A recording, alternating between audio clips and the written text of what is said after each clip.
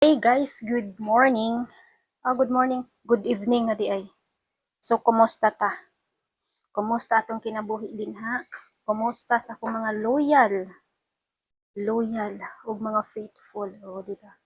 Mo ni atong dagway, atong original nga dagway. Ayaw ikaulaw, magbutang sa tag gamay lang jud siya kay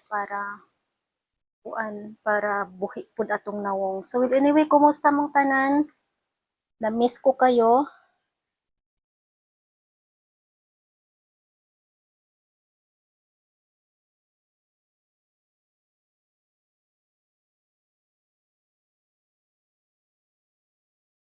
Kay muadto tagkuan. Ako milas mawala pa nakuha. So kailangan actually kung aging kuan kanang na ako'y sa derma bitay derma do na ako'y schedule pero wala ko nakaadto. So gamay na siya. Dili pa siya ingon totally nga natanggal bitaw. So once again, kumusta mga langga? Kumusta mong tanan? Mo niya tong kuan. Wala ko'y ang ako mga video, mga long video na ako dili pa nako siya ma-upload kay kini no murag hassle kay sa kuha. Kaya wala jud ko'y ako ang kuan internet. Hmm. Wala pa ko'y pamahaw. So moadto pa kog kuan store mo palit sa akong pagkaon para sa ugma na pud kasabot ron lagi kay ang taga ang Bisaya ba di daw sila kasabot kadto ko mga friend nga mga Tagalog. Okay, so bukas, okay, bibili tayo ngayon at para bukas ay may makain tayo. Ayan, so let me see kung makakuha tayo ng wag na kasi kung minsan naiilang yung mga tao na, na nakapag ano ka, nakapag video, ganun. Kasi dito, parang wala yan dito sa kanila. Hindi sila mahilig ng ganun. Tayo lang dito ng mga Pinay. Tayo lang talaga yung mahilig sa ganito na vlog. So, meron dito pero hindi gaano. Okay? So, hindi gaano sila dito. Then, ano pa yung ating pag-usapan ngayon? Short video lang tayo. About doon sa apat. Okay? Apat na mga may kapansanan. So, wag naman pong i-rekomenda yung ano, yung mga ang tawag doon, yung mga malalakas pa na ano ba, malalakas magtakbo. No, kasi sobrang lakas nila na tumakbo. Napakalakas. So, wag naman pong i-rekomenda sa akin. Okay, so sa susunod, meron tayong, ano, pagkatapos ng apat,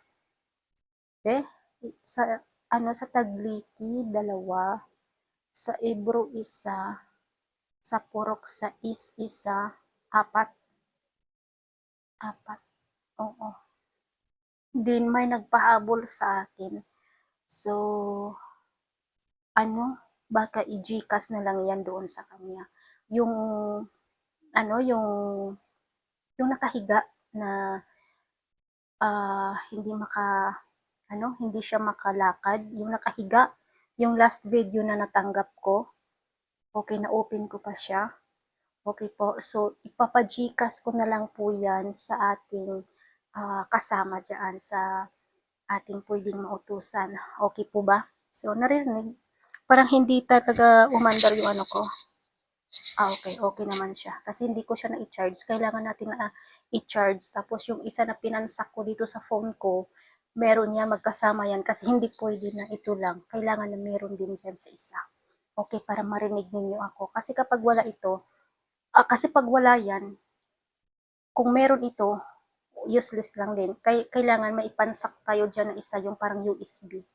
Pansak, diha. Then, mo gamit tag mic, okay na siya. Kahit distansya konti, okay na siya. So, yeah, yung sa apat, naging 5. Dagdagan natin ng isa, 5. Pero yung isa, ipapajikas na lang kasi wala naman dyan, di ba? Nasa, saan ba yun? Yung ano yung nag-share sa akin, sa messenger ko. Basta yung hindi nakalakad, na nakahiga lang, na nakaano lang yung katawan niya, nakaratay. So, kawawa naman din yun. Naramdam ko po yung gano'n na mga sakit kasi ang dami ko ng mga na-witness na ganyan na mga sakit. So, sa family ko, before, yan, sa kapatid ko, yung namatay na kapatid ko dati. So, yung sa ano ko, basta yung mga ganun na may mga sakit, parang nakakasakit din talaga sa kalooban. Iwan ko ba kung ganun din po yung naramdaman ninyo. Nakakasakit po talaga. Ha? Ako itong tao na madaling, kumbaga yung soft-hearted, okay, na nararamdaman ko, mafe-feel ko yung sakit, yung andun na lahat, sakit, hindi mo alam kung bukas buhay pa ba or anong mangyari. So, habang nabubuhay pa yan sila, kailangan din natin ng suporta, financial, at syempre dasal. So, magdasal lang po tayo. Ito na nangyari sa akin dito, hindi ako basta-basta talaga na makalabas. Kasi unang-una yung sasakyan, distance naman po yung papadalhan natin. So, gaya na sinabi ko sa inyo, sa remittance ko, yun ang problema sa akin.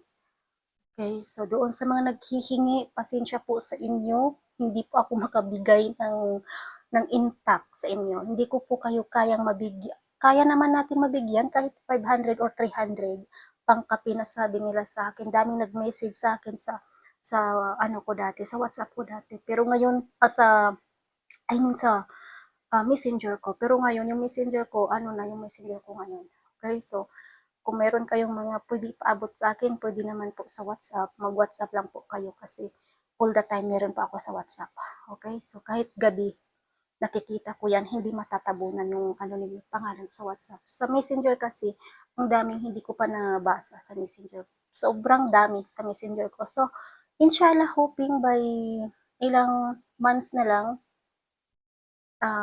siguro, pagpalain tayo ng Panginoon na ako na mismo yung hahandle dyan at sana tuloy-tuloy ito at andyan naman kayo ng mga supporters ko at syempre ako rin mismo, tulungan ko rin po yung sarili ko. Kaya natin to. So baka sa susunod na mga araw, sa susunod na mga weeks, na mga linggo, siguro magiging 1K subscribers na tayo. So isa sa mga prayers ko yan talaga kay Lord na sana makuha natin to kasi ito po yung pinaka-rare, pinaka ano ba, mabigat yung 1,000 subscribers. Then after nyan, yung 4,000 watch hour, yan po ang pinakamabigat sa akin. Okay, so again, sa 5, okay, ongoing, andyan na. Okay, so sana makapaghintay kasi yung iba hindi na makapaghintay eh. Yung blessing kasi pinagdadasal po natin yan. Hindi ibig sabihin na may taong bibigay sa'yo ay tutulog-tulog ka na lang, wala kang ginagawa, kundi ipagdasal mo din yung tao na magbigay sa'yo para madali yung proseso. Tama po ba? So, yeah, walang problema kung sana doon sa mga humihingi kahit 200 pesos, ipa-Gcash.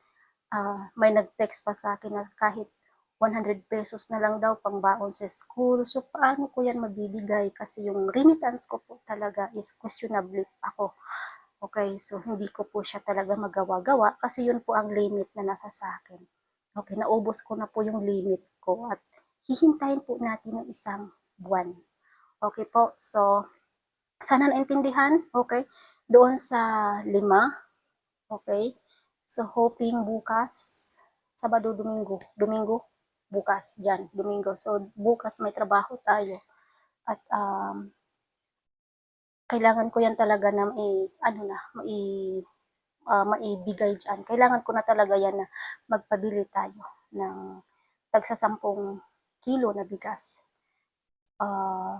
Yan, kape, asukal, at dagdagan na din natin ng kahit tinapay man lang na 5 supot na tinapay. Kasi paano ka iinom ng kape kung walang tinapay, di ba? Kailangan may partner yan, okay? So, taglilimang supot na tinapay. Meron dyan kay Ang. Alam ko pa yan kay Ang kasi dati, before, yung may store pa ako dyan, dyan ako nagkukumpra kay Ang. So, medyo less yung price kay Ang. So, sino po yung naka-alam dyan sa store ni Ang, Okay, so i-recommend ko yan sa inyo guys. Medyo less ang price compared doon sa gaisano na price. Okay, so dyan ako dati. Okay, either sa isang linggo, parang 2 beses ako na magkumpra dati kasi may store din ako. So alam ko yung mga prices ni ang dyan. So yeah, hoping na walang mangyayari na masama, hoping na okay ang lahat kasi may takot din ako na baka sa isang araw or baka sa susunod ng mga araw ay may manggulo. Okay? So, kapag may nanggulo dyan sa inutusan ko, ipagbigay alam niyo lang sa akin kasi ako nang bahala dyan. Okay? So, gawaan natin yan ng legal na proseso. Okay? As long as wag tayong makigulo. Okay? So, sabihin niyo lang sa akin ano yung mga meron ng mga panggugulo dyan.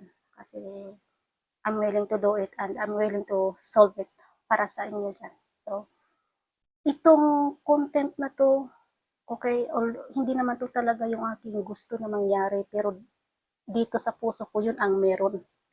Siya yung meron. Ang gusto ko dito is yung tips about OFWs, tips about paano ka maka-apply ng legit na pagtrabaho dito sa ibang bansa, including na sa mga company.